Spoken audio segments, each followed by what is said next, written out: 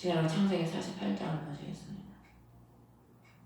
코로나가 잠잠해져서 이제 뭐 좀 되려나 했더니 다시 또 퍼져가지고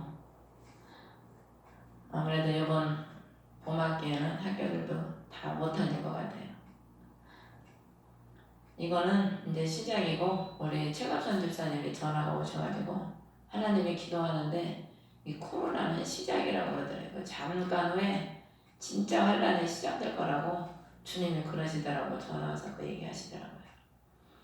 이제 7년 환란이 시작이 되면은 이건 맛배기고 아무것도 아니죠. 이거는 2022년도에 성전이 세워지고 제3성전이 22년도에 세워진다잖아요.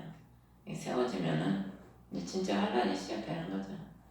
우리는 그게 진짜 현실로 우리 눈앞에 올까 해도 하나님 말씀은 반드시 이루어진다고 했거든. 풀은 마르고 꽃은 시들어도 주의 말씀은 반드시 이루어진다고 했기 때문에 지금도 그 말씀을 이루기 위해서 하나님은 달리고 계십니다. 우리만 나태하고 안일하게 있지 하나님은 말씀은 이루기 위해서 계속 달리고 계시거든요. 오늘 48장의 1절에 보면은 이 일들 뒤에 그랬는데 이 일들 뒤가 뭐냐면 우리가 먼저 장에 본 것처럼 예수께서 그 요셉이 환란을 기근의 시대를 어떻게 다 평정을 했는지에 대해서 그것을 말씀하고 있는 거죠. 기근의 시대에 예배해 놓은 것을 통해서 하나님의 백성들 또 세상 백성들을 다 하나님 아버지의 자녀로 하나 되게 하시고 하나님의 백성으로 파라오가 주는 것을 먹고 살 수 있도록 하나님이 주시는 것으로 공급받는 삶을 살아갈 수 있도록 그렇게 우리 예수님께서는 만드시는 거죠. 우리가 세상에서는 예수 믿기 전에는 세상에서는 내 힘과 내 지혜와 내 방법으로 살았죠. 모두가.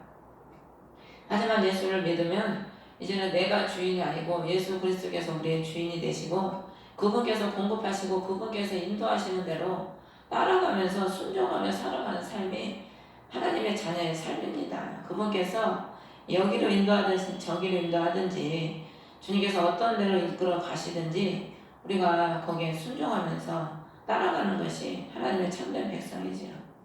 이 일들 뒤에 요셉에게 어떤 이가 구하기를 보라 내 아버지가 병들었다. 인간은 다 70이요 강건한 80이기 때문에 다 가야 됩니다. 이 땅에서 누구도 이 땅에서 이 육을 가지고는 누구도 살 수가 없어요. 다 가야 되는 거죠. 때가 되면. 그래서 요셉이 그 말을 듣고 자기의 두 아들을 므낫세와 에브람을 데리고 갑니다. 요셉은 지혜로운 사람이기 때문에 아버지가 죽기 전에 벌써 축복 기도를 받기 위해서 아들을 데리고 가는 거예요. 지혜로운 사람은요 벌써 무슨 소리를 딱 들으면은 이 때가 지금 이런 어떤 때구나. 내가 이런 때에 어떻게 행동을 해야 되겠구나. 자기가 닥치는 그 환경 속에서 그 환경을 원망하는 것이 아니고 환경 속에서 내가 어떻게 살아가야 될까 그걸 지혜롭게 생각하는 게 참된 지혜로운 사람이죠. 그러니까 요셉은 그걸 알고 벌써 두 아들을 데리고 가는 거예요. 이게 지혜로운 거죠. 때를 알기 때문에. 때를 아는 사람이 가장 지혜로운 사람입니다. 때를 알아야 씨도 심고 때를 알아야 농사를 짓고 열매를 거두지요. 때를 모르면은 심어야 될 때 안 심고 울어야 될 때 웃고 다니고 마음을 찢어야 되는데 안 찢고 그냥 있는 거예요. 근데 그 안에 더러운 것들이 그대로 담겨져 있으면은 그 변화가 됩니까? 찢고 통곡을 해야 그 안에 아직도 거듭나지 못한 것들이 드러나고 하나님 변화를 시키지요. 하나님이 우리에게 왜 어려움을 주냐면은 그냥 놔두면은 자기의 생각, 자기 옛 아담의 그 모습 그대로 남아있으니까 변화가 안 되거든. 그러니까 하나님이 자꾸 찔러대고 어려움을 줘서 그 옛 아담의 그 본성, 그 본 모습, 그런 모습이 변화되도록 주님께서 자꾸 채찍질을 하시는 거죠. 그래서 그 때에 맞춰서 우리가 지혜롭게 하나님의 뜻을 분별하고 살아갈 수 있도록 하나님께서 우리를 단련시키는 거죠. 가서 2절에 보면은 이스라엘의 요셉이 온 것을 보고 힘을 내서 침상에 앉아서 지금 3절에 보면은 요셉에게 이르되 하나님 그 전능자께서 가나안 땅 루스에서 내게 나타나 내게 복을 주셨다. 이 루스가 어디냐면은 야곱이 자기를 죽이려고 하는 형 에서를 피해서 라반의 집으로 갈 때 그 돌베개를 쌓고 잤던 곳이 루스입니다. 그것이 베델로 이름이 바뀌었죠. 야곱으로 인해서. 그 돌을 쌓고 기름을 붓고 거기를 하나님의 집으로 베델로 이름이 바뀌었는데 원래 이름이 루스예요. 그러니까 하나님이 지금 야곱의 이 말을 하는 이유는 지금 간증을 하는 겁니다. 자기 인생이 어떻게 하나님께로부터 시작이 됐고 어떻게 결말이 되었는지를 지금 얘기하고 있는 거예요. 죽기 전에 요셉에게. 그 루스가 어떤 때입니까? 야곱이 아무것도 없이 지팡이 하나만 가지고 자기 목숨 살겠다고 도망칠 때 무슨 소망이 있겠습니까? 고향을 떠나가는데 아무 빈털터리로 고향 떠나갈 때 내가 집으로 더 갈 수 있을까? 내가 살 수 있을까? 내 인생이 어떻게 될까? 온갖 생각을 많이 했겠지요. 그 환란 속에서. 요셉에게는 가장 큰 환란이었거든요. 그때가. 근데 그때 하나님께서는 나타나셔서 복을 주셨다는 거예요. 복. 그럼 이때 요셉에게 내가 너한테 금덩어리 주마 그러고 금덩어리 줬습니까?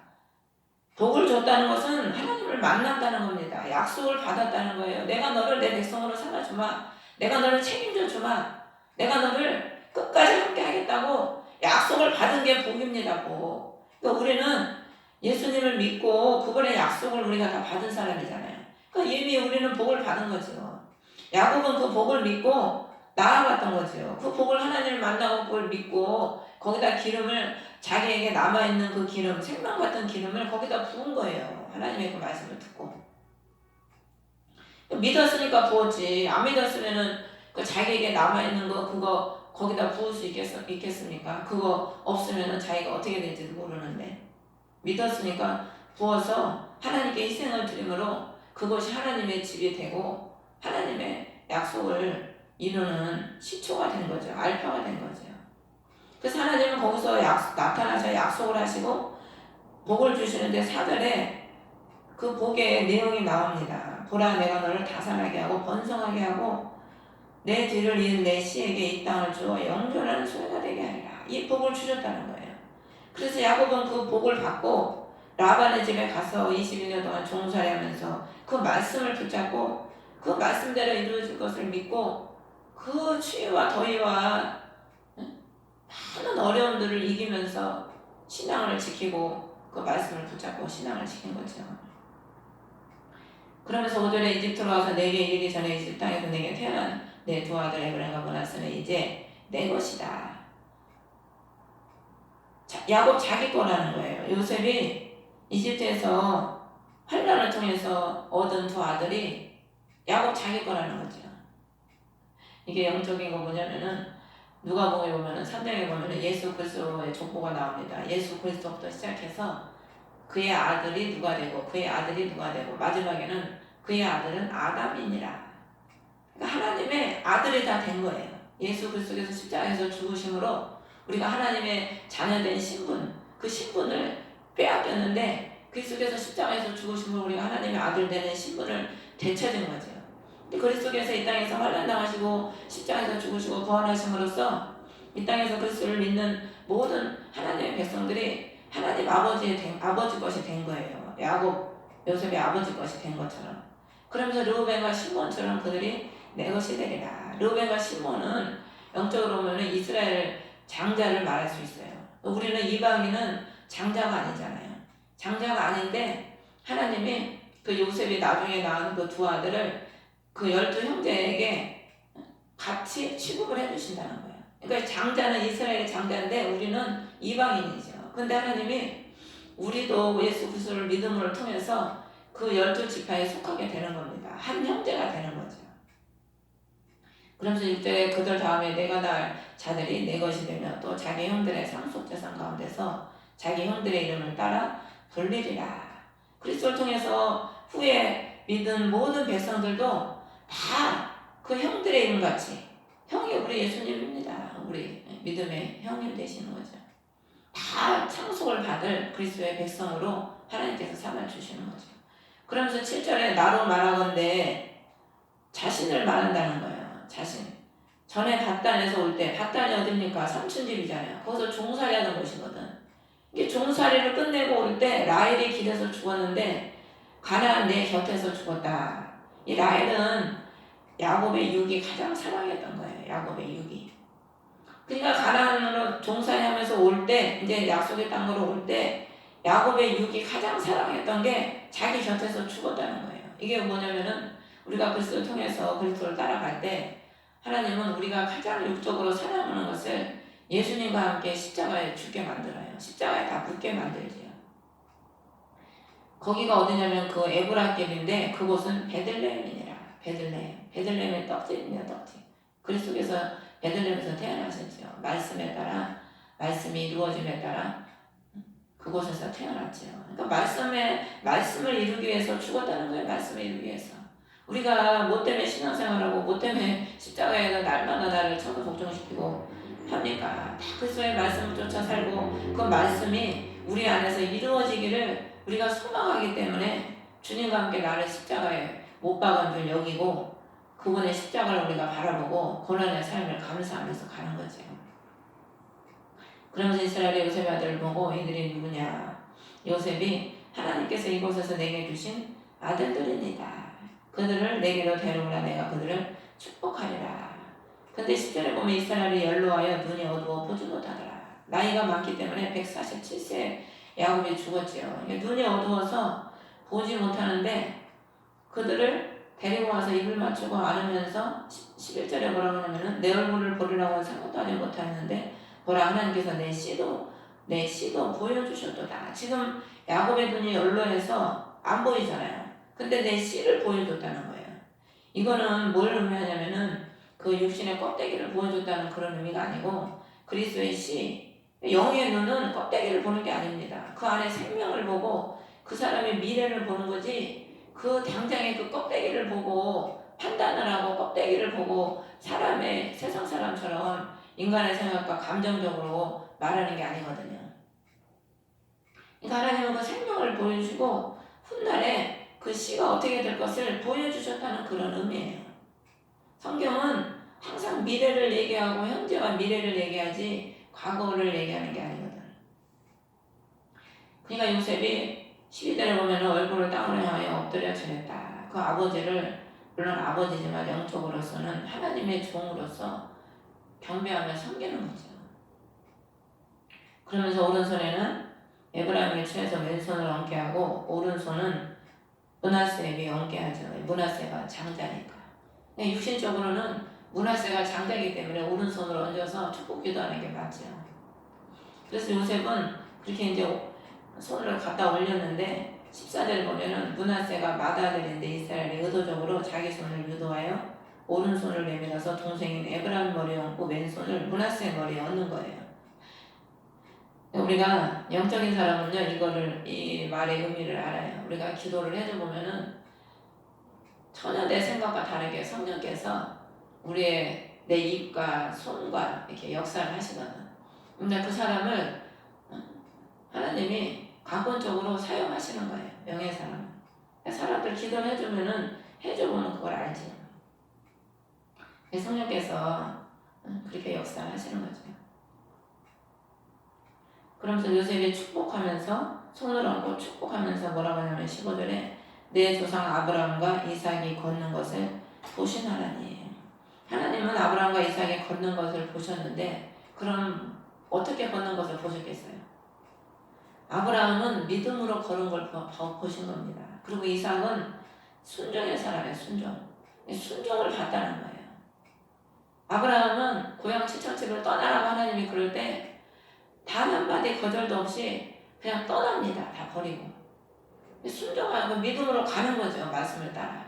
그리고 하나님이 연약해서 물론 가나안 땅에 있으라고 했지만 연약해서 애굽으로 내려갈 때도 있지만 아브라함은 하나님의 명령을 다 순종을 했거든요. 할례를 행하라고 할 때도 즉시 그 다음날 아침 일찍 일어나서 할례를 행하고 그 가장 사랑하는 이삭을 바치라고 할 때도 즉시 그 다음날 아침에 일찍 일어나서 자기 생명보다 더 사랑하는 이삭을 바치러 가잖아요. 그 하나님의 말씀에 믿음으로 순종하는 삶을 사는 겁니다. 이삭도 그렇고 야곱도 그렇고. 그러니까 한시 그리스도의 약속을 따라 그 믿음으로 천국을 바라보고 걸은 거지요. 그러니까 우리가 뭘 보고 걷겠습니까? 무엇을 위해 걷겠습니까? 우리가 신앙생활이 뭡니까? 천성을 바라보고 천상을 향해 하나님의 영광을 위해서 우리가 걷는 거죠. 우리의 안일과 우리의 욕심을 따라 걷는 삶이 아니고. 그러니까 하나님은 우리가 무엇을 위해 걷는지 다 보신다는 거예요. 무엇을 위해 내가 지금 살아가고 무엇을 위해 수고하고 열심을 내면서 발에 누구말만 따라 발에 땀나게 뛰어다녔다고 다 보시는 거죠.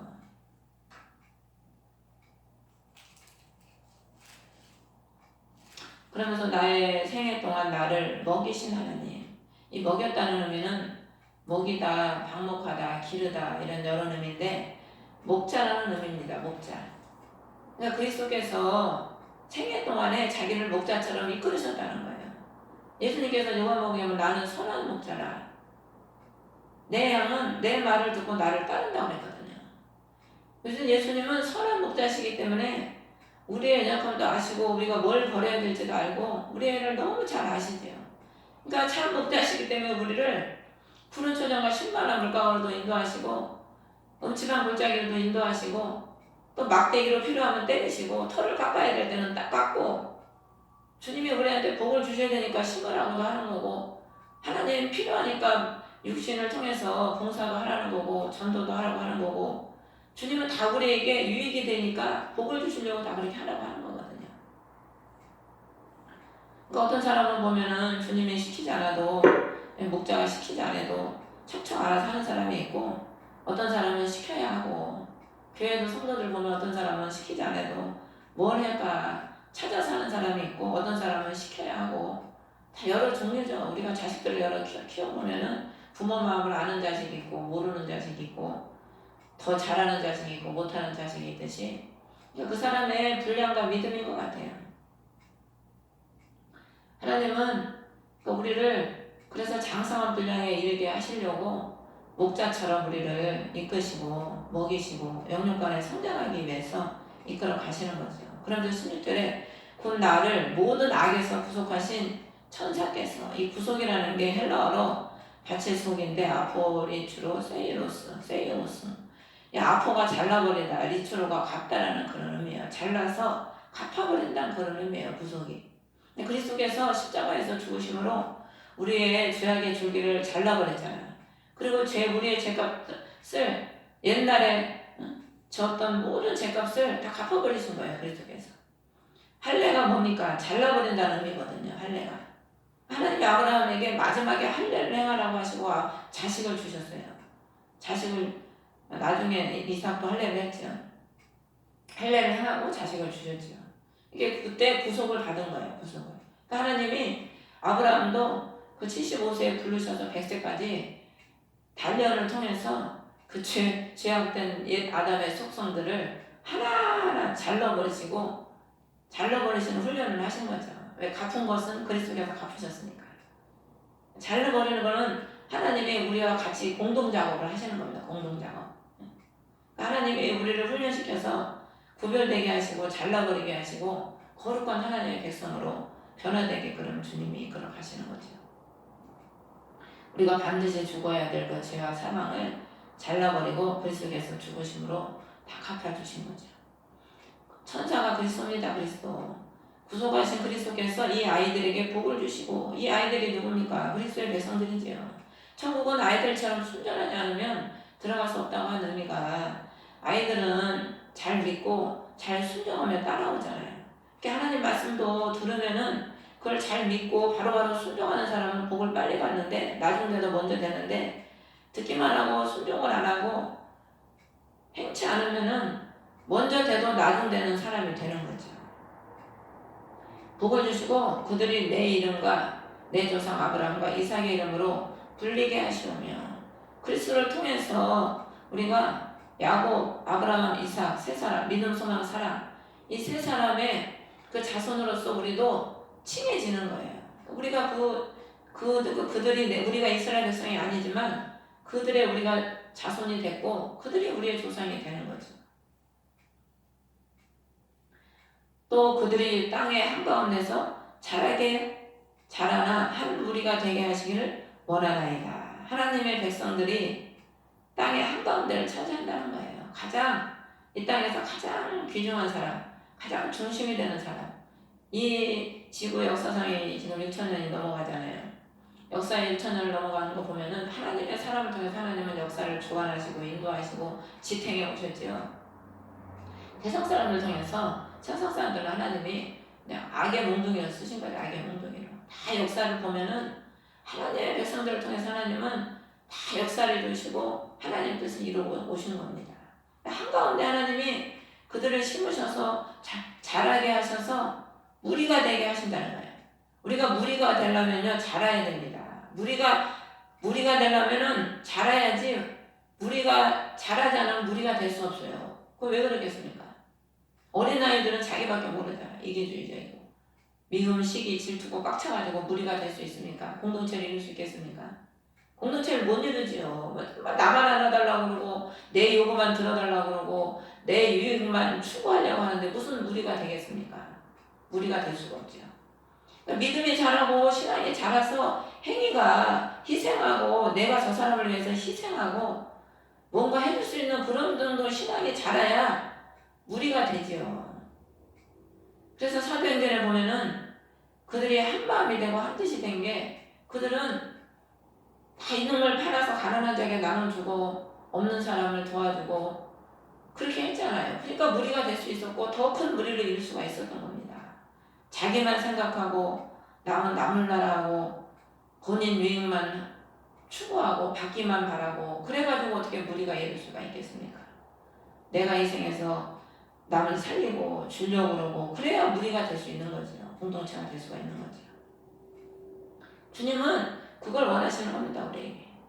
그래서 10절에 보면 요셉이 자기 아버지가 오른손으로 에브라임 머리에 얹는 것을 보고는 기뻐하지 않아 해서 그걸 옮기려고 하는 거예요. 자기의 의지대로. 근데 그 아버지가 19절에 보면은 거절하면서 나도 한다 내 아들아 나도 한다.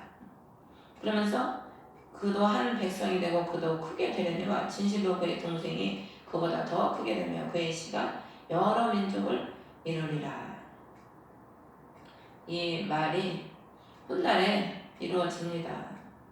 솔로몬 왕 시대 이후에 분열왕국 시대에 에브라임이 더 강성을 해서 북이스라엘을 에브라임 족속으로 불려지거든요.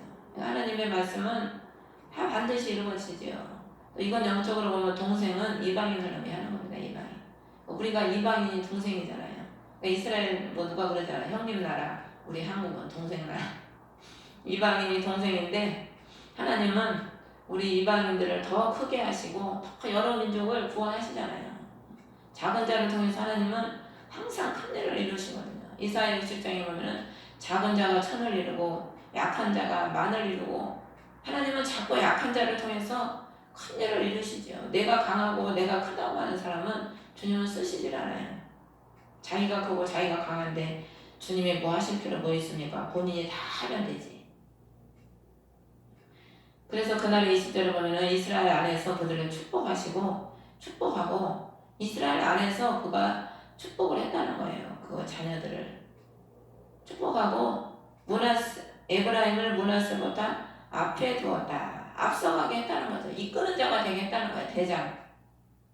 우리가 이왕이면은 이 땅에 한 번 왔다 가는 인생인데 앞에서 이끄는 자가 돼야지 맨 종처럼 이끌려 다니고 누구한테 지배받고 그런 게 더 좋습니까? 아니면은 하나님께 복을 받아서 나눠주고 인도하고 이끄는 자가 되는 게 좋겠습니까? 그럼 내가 이끄는 자가 되려면은 하나님께 그 복을 받아야 돼요. 그만큼 내가 하나님께 그 그릇을 준비해야 되죠. 여러모로 여러 가지로 내가 주는 자가 되고 이끄는 자가 되려면은 그만큼 하나님 앞에 모험도 필요하고 하나님 앞에 천국은 친다는 자의 것이라고 모험도 필요해요. 하나님 앞에 복을 받으려면.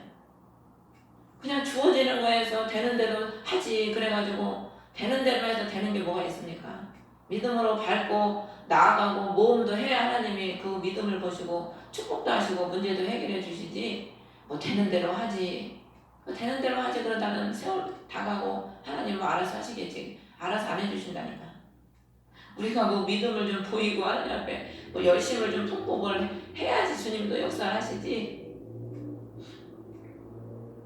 그래서 구약에 홍해를 건널 때는 하나님이 쫙 갈라놓고 건너게 하시죠. 근데 요단을 건널 때는 어떻게 했습니까? 밟으라는 거야. 밟어. 네가 밟을 때 열어준다는 겁니다. 우리가 밟을 때. 우리 대부분 오늘날에 예수 믿는 사람들이 신약의 사람들도 보면은 본인이 뭘 하려고 안 하고 주님이 다 해주시길 바래. 그냥 해주시길 바라는 거야. 그럼 기도라도 뭐 해주시길 바라고 기도라도 하루에 6시간 이상 좀 하든가. 기도도 안 하면서 해주시기만 바라고 앉아있는 거예요. 그거는 그냥 그건 아닌 것 같습니다. 제 생각에. 성경을 보면은 하나님은 그 사람이 믿음으로 행하고 얼마만큼 하나님 앞에 헌신하고 모험을 하면서 나아가느냐에 따라서 역사하시지, 그 한 달란트 받은 사람처럼 받아놓고 그냥 묻어놓고 아무것도 안 하고 있으면서 주기만 바라고, 그거는 아니죠. 장사해서 남기는 자가 돼야죠. 주님이 우리한테 달란트 들려주셨으면 장사해서 남기는 자가 돼야 될 줄 믿습니다.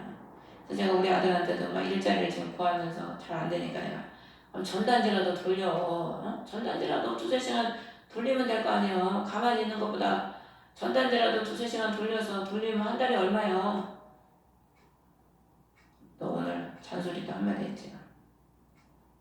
다 전단지 돌리면 그 일주일 뭐 하루에도 돈 주고 달라는 데는 주잖아요. 운동삼아 2-3시간씩 가만히 있느니 돌리면 되지. 그거라도 일단 직장 볼 때까지 하면 되지. 제가 또 그랬죠.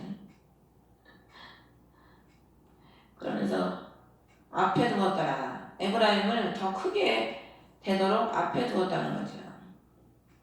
근데 우리가 보면은 하나님이 앞에 두셔서 크게 복을 준 사람들은 변질되지 않는 사람도 많지만은 하나님 복을 주시면 뭐 변질이 돼. 그래서 호사에 보면은 북이스라엘의 에브라임 지파가 대표인데 뒤집지 않은 전병이로다.